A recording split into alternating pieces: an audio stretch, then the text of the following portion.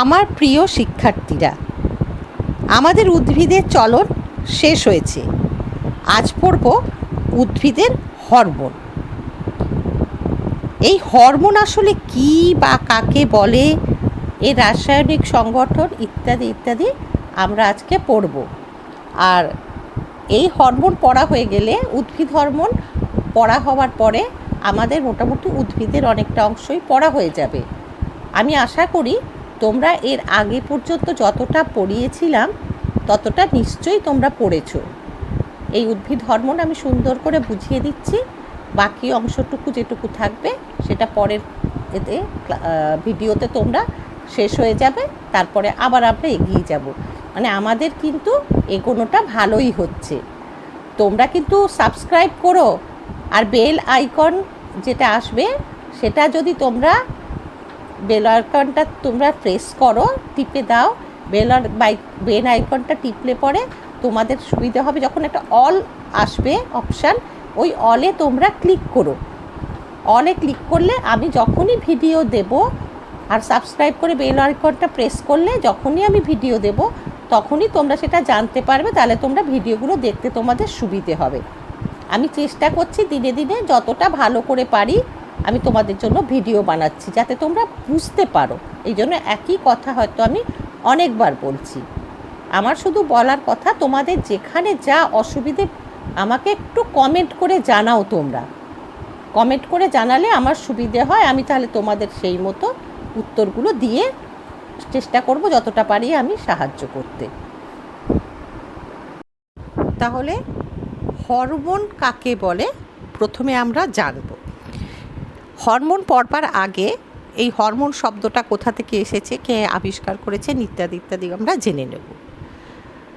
Greek শব্দ হরমাও।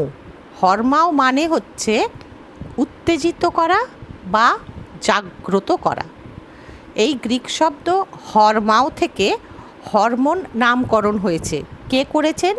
1905 খ্রিস্টাব্দে বিজ্ঞানী স্টার্লিং হরমোন নামটি দেন। এই যে হরমাও মানে উত্তেজিত করা বা জাগ্রত করা, অর্থাৎ হরমোনের একটা চরিত্র হচ্ছে বা বৈশিষ্ট্য হচ্ছে জীবদেহকে জাগ্রত করা বা উত্তেজিত করা। প্রথম যে হরমোনটি আবিষ্কৃত হয়েছিল সেই হরমোনের নাম কি না সিক্রেটিন। তাহলে এই গুরুত্বপূর্ণ যে টার্মগুলো বা ডেফিনিশান বলো, সংজ্ঞা বলো, হরমোন কি, হরমোন কাকে বলে, বা ছোট ছোট প্রশ্নের জন্য হরমোন কে আবিষ্কার করেছিলেন, প্রথম হরমোনের নামটা কি, আবিষ্কৃত হরমোনের ইত্যাদিগুলো শর্ট কোয়েশ্চেনের জন্য জেনে রাখা দরকার। এবার আমরা পড়ব হরমোন কাকে বলে বা হরমোন কি। যে জৈব রাসায়নিক পদার্থ বিশেষ কোষ সমষ্টি বা অন্তঃক্ষরা গ্রন্থি থেকে নিঃসৃত হয়ে ব্যাপন ক্রিয়ার দ্বারা বা দেহ তরলের মাধ্যমে উৎপত্তি স্থল থেকে দূরে বাহিত হয়ে কোষের বিপাকীয় ক্রিয়া। তাহলে কি বললাম? আগে এটুকু বুঝি যে জৈব রাসায়নিক পদার্থ, জৈব কেন না, এটা জীবদেহে পাওয়া যায়, জীবদেহে তৈরি হয়, তাই জন্য জৈব। রাসায়নিক কেন নাম, এটা রাসায়নিক পদার্থ, এই যে জিনিসগুলো দিয়ে তৈরি সেগুলো সমস্ত রাসায়নিক পদার্থ। তাহলে এই শব্দগুলো যদি মনে রাখা যায় তাহলে আমাদের এই বড় সংজ্ঞা মনে রাখতে অসুবিধে হবে না। তাহলে যে জৈব রাসায়নিক পদার্থ বিশেষ কোষ সমষ্টি, বিশেষ কোষ সমষ্টি বলতে টিস্যু বোঝায়। তোমরা কলা কোষ পড়েছো ক্লাস 8-এ, তো সেই বিশেষ কোষ সমষ্টি বা ওই কোষ সমষ্টি দিয়ে তৈরি অন্তঃক্ষরা গ্রন্থি। অন্তঃক্ষরা মানে কি? অন্ত মানে ভেতরে, ক্ষরা মানে ক্ষরণ করে, অর্থাৎ জীবদেহের শরীরের ভেতরে ক্ষরণ করে যে গ্রন্থি বা গ্ল্যান্ড, গ্রন্থি থেকে নিঃসৃত হয়ে মানে ওখান থেকে বেরিয়ে ব্যাপন ক্রিয়ার দ্বারা, তোমরা পড়েছো অভিস্রবণ এবং ব্যাপন প্রক্রিয়া, তাহলে ব্যাপন ক্রিয়া তোমরা জানো। ব্যাপন ক্রিয়ার দ্বারা বা দেহ তরলের মাধ্যমে, হয় ব্যাপন ক্রিয়ার দ্বারা অথবা দেহ তরল মানে লিকুইড তরলের মাধ্যমে মানে দেহ তরল কি প্রাণীদের ক্ষেত্রে হয় বলো? দেহ তরল মানে হচ্ছে রক্ত, রক্তরস ইত্যাদি বা প্লাজমা। তো দেহ তরলের মাধ্যমে উৎপত্তি স্থল থেকে মানে যেখান থেকে তৈরি হচ্ছে সেখান থেকে দূরে বাহিত হয়ে, তাহলে কি হয়, কিসের দ্বারা বাহিত হয় না ব্যাপন ক্রিয়ার দ্বারা অথবা দেহ তরলের মাধ্যমে। তারা কোথায়, যেখানে থেকে যে বিশেষ কোষ সমষ্টি বা অন্তঃক্ষরা গ্রন্থি থেকে নিঃসৃত হয় সেখান থেকে ব্যাপন ক্রিয়ার দ্বারা বা দেহ তরলের মাধ্যমে উৎপত্তি স্থল থেকে দূরে বাহিত হয়, নিয়ন্ত্রণ করে এবং ক্রিয়ার পর ধ্বংসপ্রাপ্ত হয়, তাকে হরমোন বলে। অর্থাৎ কোষের বিপাকীয় যে এক জায়গা থেকে অন্তঃক্ষরা গ্রন্থি থেকে বা বিশেষ কোষ সমষ্টি থেকে উৎপন্ন হলো, সেখান থেকে কি হয় ব্যাপন প্রক্রিয়ার দ্বারা অথবা দেহ তরলের মাধ্যমে বাহিত হয়ে অন্য জায়গায় এলো, এসে সেখানকার কোষের বিপাকীয় কার্য নিয়ন্ত্রণ করলো এবং সেই নিয়ন্ত্রণ করার কাজটা ওভার হয়ে গেলে, শেষ হয়ে গেলে সেই হরমোনটা ধ্বংসপ্রাপ্ত হলো। তো নিয়ন্ত্রণ করে এবং ক্রিয়ার পর ধ্বংসপ্রাপ্ত হয়, তাকে বলে হরমোন। উদাহরণ কি, অক্সিন, ইস্ট্রোজেন ইত্যাদি। অক্সিনটা একটা প্ল্যান্ট হরমোন বা উদ্ভিদ হরমোন বা ফাইটো হরমোন, আর ইস্ট্রোজেনটা কি একটি প্রাণীজ হরমোন। এবার তুমি দেখো তোমরা যে আমি একটা অ্যারো চিহ্ন দিয়ে, তীর চিহ্ন দিয়ে এবং ক্রস চিহ্ন দিয়ে বুঝিয়েছি যে কমলা রঙের যে একটা ডট, একটা গোল মতো ডট দিয়েছি, সেই ডটটা মানে হচ্ছে ওটা একটা বিশেষ কোষ সমষ্টি অথবা অন্তঃক্ষরা গ্রন্থি, যেখান থেকে হরমোন উৎপত্তি হয়েছে বা উৎপন্ন হয়েছে হরমোন। সে হয় ব্যাপন ক্রিয়ার দ্বারা অথবা তরলের মাধ্যমে, দেহ তরলের মাধ্যমে সে দেখো ক্রিয়া করেছে, মানে ওই যে ব্র্যাকেট দিয়ে রেখেছি বন্ধনীর জায়গাটায়, ওর ভেতরে আর ওইখানে ও ক্রিয়া করলো। ক্রিয়া করলো না বিপাকীয় ক্রিয়া নিয়ন্ত্রণ করলো ওইখানকার কোষের, করার পরে ও ধ্বংস হয়ে গেল, যেটা কমলা রঙে দেখো লিখেছি ধ্বংস বলে ক্রস চিহ্ন দিয়েছি। এইভাবে যদি পড়া হয় তাহলে মনে রাখতে সুবিধে হয়। এবার উদ্ভিদ হরমোন পড়বো আমরা। আমি যে হরমোনের ডেফিনিশনটা দিলাম, আমরা শিখলাম, সেইটা কিসের না, এটা হরমোন। সেই হরমোনটা উদ্ভিদ প্রাণী উভয়ের ক্ষেত্রেই হরমোনের সংজ্ঞাটা এক। এবার উদ্ভিদ হরমোন আমরা আলাদা করে যদি বলতে হয় কাকে বলে, তখন কি বলবো না, উদ্ভিদের বিশেষ কলাকোষ থেকে উৎপন্ন যে জৈব রাসায়নিক পদার্থ ব্যাপন ক্রিয়ায় উৎপত্তি স্থল থেকে লক্ষ্য অঙ্গে পৌঁছায় এবং উদ্ভিদের শারীরবৃত্তীয় কাজ নিয়ন্ত্রণ করে, তাকে উদ্ভিদ হরমোন বলা হয়। তাহলে প্রথমেই আমরা হরমোন পড়তে গিয়ে দেখেছি বিশেষ কলাকোষ বা অন্তঃক্ষরা গ্রন্থি। তো এখানে উদ্ভিদের ক্ষেত্রে বিশেষ কলাকোষ থেকে উৎপন্ন হয় হয়ে যে জৈব রাসায়নিক পদার্থ, এরা কি করে দেহ তরল না হলে ব্যাপন ক্রিয়ার মাধ্যমে উৎপত্তি স্থল থেকে লক্ষ্য অঙ্গে পৌঁছয়। লক্ষ্য অঙ্গ বলতে যেখানে কাজ করবে হরমোনটা, যে অঙ্গের জন্য কাজ করবে সেখানে পৌঁছয় এবং উদ্ভিদের শারীরবৃত্তীয় কাজ নিয়ন্ত্রণ করে, তাকে উদ্ভিদ হরমোন বলা হয়। এখানেও কিন্তু সেই কাজটা হয়ে যাওয়ার পর হরমোন ধ্বংসপ্রাপ্ত হয়। এবার উদ্ভিদের অনেক রকমের শারীরবৃত্তীয় কাজ আছে, সেই শারীরবৃত্তীয় কাজগুলোর উপর নির্ভর করে হরমোনেরও অনেক রকম ফের আছে। এরপর আমরা উদ্ভিদ হরমোন কত প্রকারের হয় এবং কি কাজ সেইটা আমরা জানব। উদ্ভিদ হরমোনের প্রকারভেদ না, উদ্ভিদ হরমোন ক রকমের? প্রধানত উদ্ভিদ হরমোন 3 রকমের, অক্সিন, জিব্বেরেলিন আর সাইটোকাইনিন। এবার আমরা প্রথমে অক্সিন পড়ব।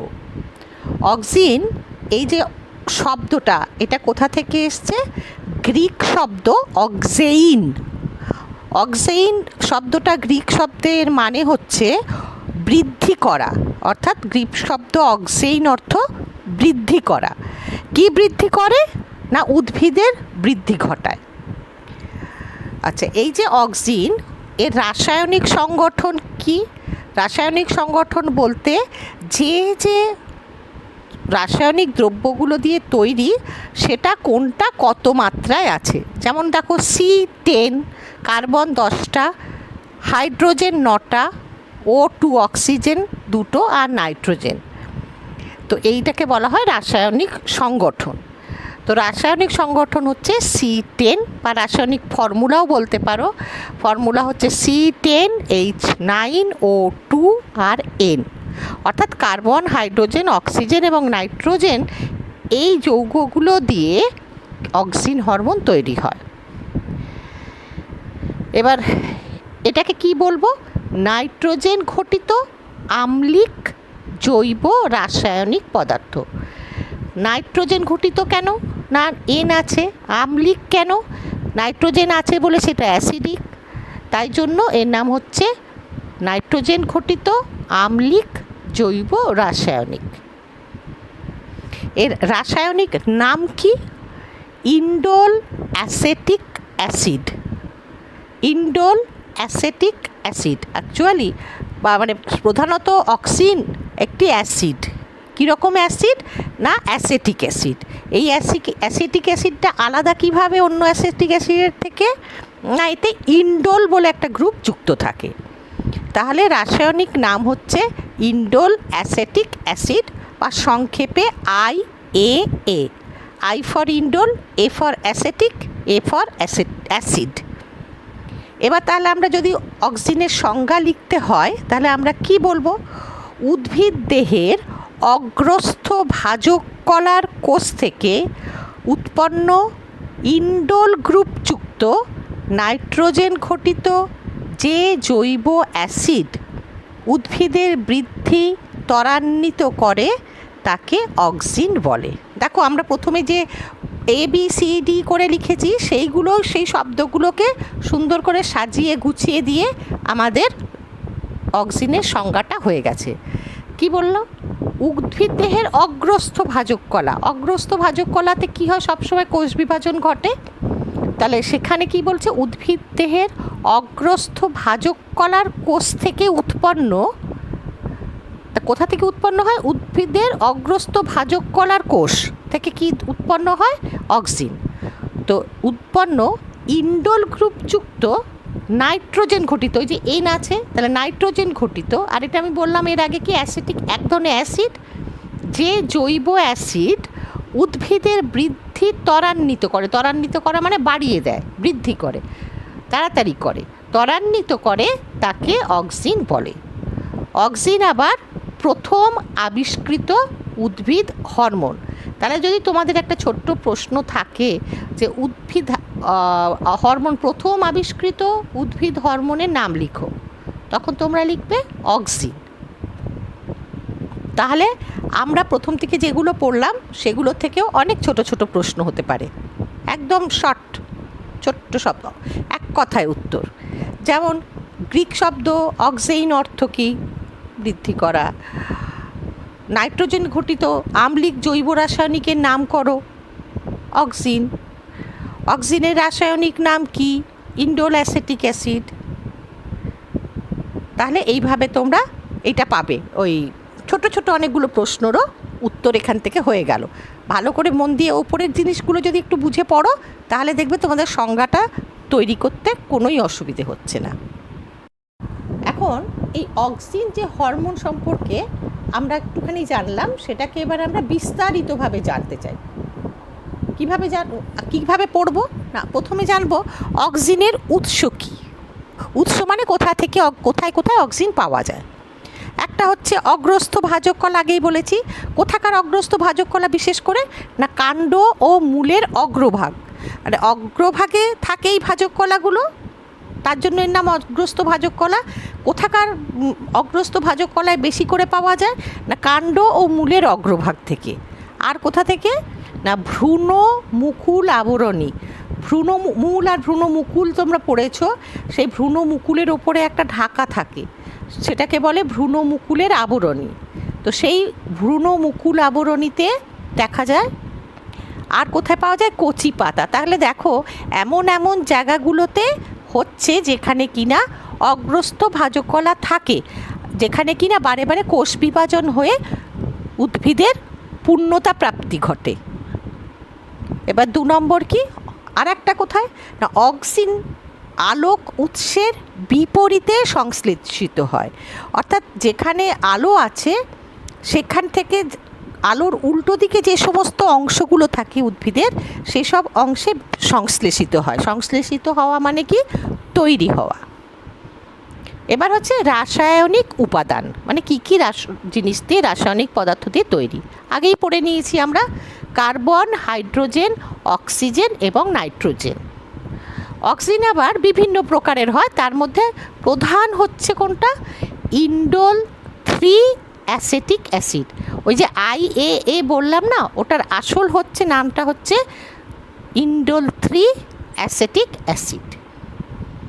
মনে থাকবে তাহলে। এইভাবেই কিন্তু আমরা পড়াগুলো মুখস্থ রাখবো, পয়েন্ট করে পয়েন্টগুলো মনে রাখবে। যেমন উৎস, রাসায়নিক উপাদান, বিভিন্ন কত রকমের অক্সিজেন ইত্যাদি ইত্যাদি, এইভাবে পয়েন্ট করে ছোট ছোট পয়েন্ট লেখো আর মনে মনে বলতে থাকো, দেখবে তোমাদের পড়া তাড়াতাড়ি হয়ে যাবে। এরপর পড়ব অক্সিজেনের কার্যকারিতা বা ভূমিকা। যে কোনো একটা কথাই মানেই শব্দই ঠিক হয়, কার্যকারিতাও বলতে পারো বা ভূমিকা বলতে পারো। প্রথম কার্যকারিতা বা ভূমিকাটা কি? অগ্রস্থ প্রকটতা। অগ্রস্থ মানে কি? সামনের দিকে। তাহলে তার মানে হচ্ছে কি? উদ্ভিদের সামনের দিকে মানে উদ্ভিদের অগ্রমুকুলের বৃদ্ধি ঘটে। তাহলে অগ্রমুকুল যদি বাড়ে তাহলে কি হবে? ও লম্বায় বাড়বে, মানে উচ্চতায় গাছ বৃদ্ধি পাবে। এবার দেখা যায় যে যখন উপর দিকে বাড়ে, অগ্রমুকুলের বৃদ্ধি ঘটে, তখন অক্সিজেন আবার কি করে? অক্সিজেনের প্রভাবে অগ্রমুকুল বাড়ছে সমানে, কিন্তু তার পাশে গাছের যে শাখা প্রশাখাগুলো আছে সেখানটা বাড়ছে না। কেননা তখন পার্শ্বীয় বা কাক্ষিক মুকুলের যে হয় গাছ উদ্ভিদে, সেই পার্শ্বীয় বা কাক্ষিক মুকুলের বৃদ্ধিটাকে এই অক্সিজেন কিন্তু দাবিয়ে রাখে। তাই জন্য ওকে প্রকটতা বলা হচ্ছে। লম্বায় বাড়ে, সোজা সামনের দিকে এগিয়ে যায় অগ্রমুকুল, কিন্তু পার্শ্বমুকুল বা কাক্ষিক মুকুলের বৃদ্ধিটাকে সে প্রতিহত করে বা ব্যাহত করে। সেই জন্যই অক্সিজেনের যে প্রকটতা সেটাকে বলা হয় অগ্রস্থ প্রকটতা, বা আর একটা বলতে পারি অগ্রমুকুলের প্রাধান্য। তাহলে আমরা যদি একটা গাছকে লম্বায় বেড়ে যাচ্ছে, এদিকে সরু হয়ে ডালপালা কম আছে, সেক্ষেত্রে আমরা ডালপালাকে ঝাড়ালো করতে গেলে আমরা কি করব? ঝোপ করে তৈরি করতে গেলে না আমরা অগ্রমুকুলগুলো ছেটে দেব। এবং আমরা দেখিও তাই, যখন গাছ বাড়ে না তখন কি হয়? ছাঁটে। কোন দিকটা ছাঁটে বলো তো? সবসময় ছাঁটে হচ্ছে উপরের ডগাগুলো ছেটে দেয়, মানে অগ্রমুকুলের অংশগুলো। যেই ছেটে দেয় তখন আরও বাড়ার এটা কমে যায়, তখন আবার পার্শ্বমুকুলগুলোর উপরে ওর প্রভাব কমার জন্য পার্শ্বমুকুল থেকে সব শাখা প্রশাখা ডালপালাগুলো তখন বৃদ্ধি পেয়ে গাছটা ঝাড়ালো বা ঝোপ তৈরি করে ফেলে। বোঝা গেল? এবার হচ্ছে কোষ বিভাজন বৃদ্ধি করা। কেন না, কোষ বিভাজন অক্সিজেন কী করে? কোষের ভেতরে তোমরা পড়েছো, যখন কোষের গঠন পড়ো তখন তার মধ্যে নিউক্লিয়াসের ভিতর ডিএনএ আছে, তো সেই ডিএনএর পরিমাণটা অক্সিজেন হরমোন বৃদ্ধি করে। এবার ডিএনএর পরিমাণ বৃদ্ধি করলে কি হবে? তাহলে নিউক্লিয়াসটাও আস্তে আস্তে বৃদ্ধি হবে আর নিউক্লিয়াসটা বিভাজিত হবে। তাহলে এই যে বিভাজিত হলো, তাহলে কি হলো? আসল কথাটা যে কোষ বিভাজনে সাহায্য করলো। আর কোথাকার কোষগুলো বেশি বেশি করে বিভাজিত হয় না? আগেই বললাম যে উদ্ভিদের বর্ধনশীল অঞ্চলে। বর্ধনশীল অঞ্চল বলতে ওই যে কাণ্ডমূলের অগ্রভাগ, কচি পাতা, ভ্রূণমুকুল আবরণী ইত্যাদি জায়গায় কোষ বিভাজন বৃদ্ধি পায় অক্সিজেনের প্রভাবে। কেন না, অক্সিজেন কোষের ভেতরের ওই অগ্রস্থ ভাজক কলায় যে সমস্ত কোষগুলো থাকে সেই কোষের ভিতরে ডিএনএর পরিমাণ বৃদ্ধি করে। তাহলে একটা কাজ হলো অগ্রস্থ প্রকটতা, দ্বিতীয় নম্বর হলো কোষ বিভাজন বৃদ্ধি। তৃতীয় নম্বর হচ্ছে কোষের আয়তন বৃদ্ধি করে। কি করে? না কোষ প্রাচীর যেটা সেটা তো শক্ত, তো সেটাকে নমনীয় তৈরি করে। নমনীয়তা মানে নরম করে দেয়। নরম করে দিলে ইলাস্টিকের মতো টান পড়লে সেটা বাড়তে পারে আয়তনে। তাহলে কোষ প্রাচীরের নমনীয়তা বৃদ্ধি করে, আর তাছাড়াও অতিরিক্ত কোষ প্রাচীরও তৈরি করতে থাকে, কোষ প্রাচীরের উপাদান তৈরি করতে থাকে। তাই জন্য সামগ্রিকভাবে কি হয়, তখন কোষের আয়তনটা বৃদ্ধি পায়। দিয়ে কোষকে কি হয়, একদিকে হচ্ছে নমনীয়তা বাড়ছে, মানে ইলাস্টিসিটিটা বেড়ে যাচ্ছে, একে টানলে বড় হতে পারে, আর তার সঙ্গে কোষ প্রাচীরের উপাদান নতুন করে তৈরি হচ্ছে। তাহলে সব মিলিয়ে জিনিসটা কি হচ্ছে, কোষের আয়তনটা বৃদ্ধি পাচ্ছে। অক্সিন হরমোনের 4 নম্বর কার্যকারিতা হলো মূলের সৃষ্টি ও বৃদ্ধি। এটা কি না, অক্সিন যখন ঘনত্ব দু রকমের হয়, অক্সিনে যখন অল্প ঘনত্ব স্বল্প ঘনত্ব থাকে তখন উদ্ভিদের মূলের বৃদ্ধি ঘটায় অক্সিন। আবার যদি কোনো কারণে মূল অঞ্চলে অক্সিনের ঘনত্ব বেড়ে যায়, অর্থাৎ উচ্চ ঘনত্ব হয়, তখন কিন্তু আবার মূলের বৃদ্ধি রোধ করে। আর কি হয়, তখন কি করে, কাণ্ডের পর্ব ও গোড়া এই দু জায়গা থেকে অস্থানিক মূলের বৃদ্ধি ঘটে। একটা তোমরা পড়েছো প্রধান মূল, আর একটা অস্থানিক মূল। অস্থানিক মূলের উদাহরণ তোমরা ধান গাছে দেখেছো। তাহলে যদি কোনো কারণে মূলের কোথাও ঘনত্ব বেড়ে যায়, তখন প্রধান মূলের বৃদ্ধি রোধ করে অস্থানিক মূলের বৃদ্ধি ঘটায়। এই অস্থানিক মূলটা কোথা থেকে গজায় না, কাণ্ডের পর্ব ও গোড়া থেকে। 4র্থ নম্বর কাজ কি, ফলের বৃদ্ধি। এই যে উদ্ভিদের নিষেক ঘটে পরাগযোগের পরে, সেই পরাগযোগ ও নিষেকের পরে উদ্ভিদে যে ডিম্বাশয় থাকে, সেই ডিম্বাশয়ে অক্সিনের মাত্রা বৃদ্ধি পায়। এই অক্সিনের মাত্রা বৃদ্ধি পাওয়ার ফলে দেখো আমি অ্যারো দিয়ে দেখিয়েছি, ডিম্বাশয়টা কিসে পরিণত হয়, ফলে পরিণত হয়। আবার এই ফলের মধ্যে আবার অক্সিন আরও বাড়ে। অক্সিন যখন বাড়ে তখন ফলের আয়তনটাও বৃদ্ধি করে। এইভাবে ফলের বৃদ্ধি ঘটে, অর্থাৎ ফলের আয়তনের বৃদ্ধি ঘটে। দেখো, উদ্ভিদের ট্রপিক চলন নিয়ন্ত্রণ করে অক্সিন হরমোন। কোন কোন ট্রপিক চলন না, ফটোট্রপিক চলন আর জিওট্রপিক চলন। এবার আমি বোঝাবো ফটোট্রপিক চলন কীভাবে নির্ভর করে। আমরা দেখেছি এর আগে যখন আমরা উদ্ভিদের চলন পড়েছিলাম, তখন আমরা দেখেছিলাম যে উদ্ভিদের কাণ্ডের অগ্রভাগ সূর্যের আলোর দিকে বেঁকে যায়। এখানে দেখো ছবিতে যে সূর্য রেখা আছে, সেই ছবিটা দেখো, সেই ছবি থেকে আলোক আসছে। প্রথমে এ দেওয়া আছে সবুজ রঙের যে কাণ্ডটা, সে কাণ্ডের অগ্রভাগটা ছোট ছিল। আমরা প্রথমে কি বলেছি, কাণ্ডের অগ্রভাগে অগ্রস্থ ভাজক কলাতে কিনা অক্সিন বাড়ে। তো এইবার এই যে কালো দিয়ে বি দেখিয়েছি, যে সূর্যের আলোর দিকে কাণ্ডটা বেঁকে গেছে, খানিকটা বড় হয়েছে, মানে বৃদ্ধি পেয়েছে, বেঁকে গেছে। আবার আমরা একটু আগে বললাম যে সূর্যের আলোর বিপরীতে অক্সিন তৈরি হয়। তাহলে দেখো প্রথমে এ যে ছবিটা, এইটার সবুজ যে অংশটা সামনের দিকে সূর্যের, সেখানে আলো পড়ছে, আর ঠিক তার পিছন দিকে যেখানে লেখা আছে আলোর বিপরীতে, সেখানে দেখো কমলা রং দিয়ে আমি দেখিয়েছি, এটা হচ্ছে ওখানে বৃদ্ধি পাচ্ছে, অক্সিন হরমোন ওখানে বেশি বাড়ার জন্য কোষগুলোর বেশি বিভাজন হচ্ছে। এই বিভাজন হওয়ার জন্য কিনা ও সামনের দিকে ভার দিচ্ছে, ওই জন্য বি ছবিটাতে দেখো ওই গাছের কাণ্ডটা উদ্ভিদের সূর্যর ঠিক সামনের দিকে বেঁকে গেছে। তার মানে কি হলো, উদ্ভিদের সামনের দিকটা সূর্যের আলো পড়ে যখন কাণ্ডের, তখন কাণ্ডের পিছনের দিকে অক্সিন হরমোন কোষের বিভাজন ঘটায়।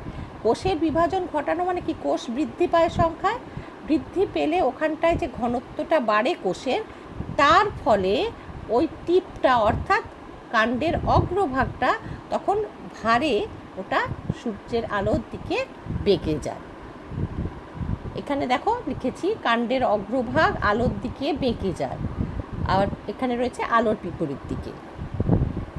এবার পরের ছবিটা দেখো, নিচের ছবিটা, ঠিক আমি ওই ছবিটাই পরে বড় করে একটা এঁকে দেখিয়েছি, যে কাণ্ডের অগ্রভাগ আর একটা দাগ দাগ দিয়ে শেড করে দেখিয়েছি, যে সামনের দিকে সূর্য আলো পড়ছে সেটা সাদা আছে, আর পিছন দিকটা দাগ করে দিয়েছি, মানে কাণ্ডের অগ্রভাগের পিছন দিকটাতে অক্সিজেন তৈরি হচ্ছে, আর মূলের দিকে সেটা আসছে কম। এবারে আর একটা ছবি দেখো, সেই ছবিটাতে দেখিয়েছি মাটির নিচে কমলা রং দিয়ে মূলটা দেখিয়েছি, আর ওপরে দেখিয়েছি কাণ্ডটা। এবারে এই যে কাণ্ডটার পাতায় আলো পড়ার জন্য এর ভেতরে পিছন দিকে অক্সিজেন তৈরি হচ্ছে। অক্সিজেন তৈরি হবার পরে ও কিন্তু সংবাহিত হয়ে, মানে ট্রান্সপোর্টেড হয়ে, মানে পরিবাহিত হয়ে নিচের দিকে নেমে শিকড় অঞ্চলে আসছে, মূলের দিকে আসছে।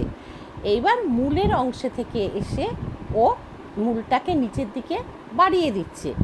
আর বলেছিলাম না, মূলের দিকে যখন আসে তখন ওইখানে আলোর বিপরীতে ওর ঘনত্ব কমে যায়, আর ঘনত্ব কমলে কি হয়, মূলের বৃদ্ধি ঘটে।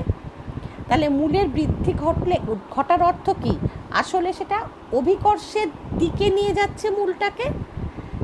তাহলে অক্সিজেন মূলের বৃদ্ধিতেও সাহায্য করে, অর্থাৎ জিওট্রপিক চলন বা অভিকর্ষবর্তীয় চলনেও সাহায্য করে। বোঝা গেল? তাহলে আরেকবার বলি, যে অক্সিজেন যখন তৈরি হয় উদ্ভিদের একদম কাণ্ডের অগ্রভাগে, অগ্রস্থ ভাজক গলায়, সেইখানে কি হয়, অক্সিজেন তৈরি হলো, অক্সিজেনটা তৈরি হয়ে ও কাণ্ডের মধ্যে দিয়ে সংবাহিত হয়ে বা পরিবাহিত হয়ে পরিবহন ঘটে রুট অঞ্চল অর্থাৎ মূল অঞ্চলে এলো। মূল অঞ্চলটা যেহেতু আলোর বিপরীতে, সেখানে অক্সিজেন তৈরি কম হয়, আর অক্সিজেনের ঘনত্ব কম হলে আমরা আগেই বলেছি যে মূলের বৃদ্ধি ঘটে। আর মূলের বৃদ্ধি ঘটা মানে কি, অভিকর্ষের দিকে যাওয়া, তাহলে অভিকর্ষ চলনে সাহায্য করা, অর্থাৎ অক্সিন হরমোন মূলের অভিকর্ষজ চলনে সাহায্য করে। তাহলে এইভাবে অক্সিন হরমোন ফটোট্রপিক চলন এবং জিওট্রপিক চলন এই দুটোকে নিয়ন্ত্রণ করে থাকে।